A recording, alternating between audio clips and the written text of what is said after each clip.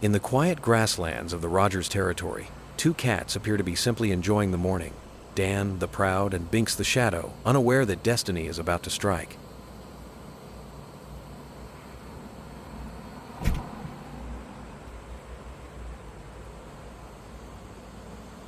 Suddenly, Dan makes a dramatic leap and we see it.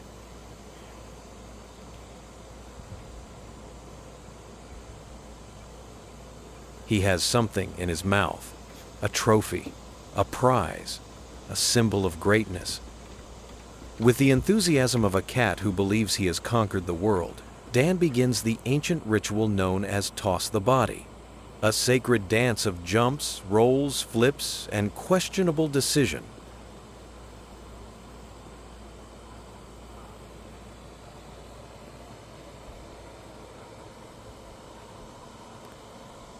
Here, Dan performs what scholars refer to as the ballerina maneuver, a graceful spin that proves even mighty hunters have artistic flair.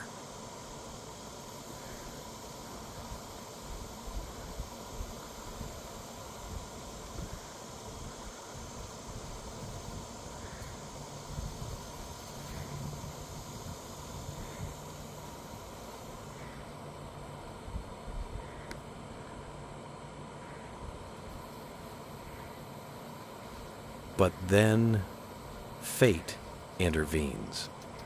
Dan tosses his trophy toward the tall grass, directly into the orbit of Binx the Shadow. And with one final backward toss, Dan unknowingly sets the stage for the greatest heist of the season. Binx, master of casual crime, steps forward. No rush, no panic, no guilt.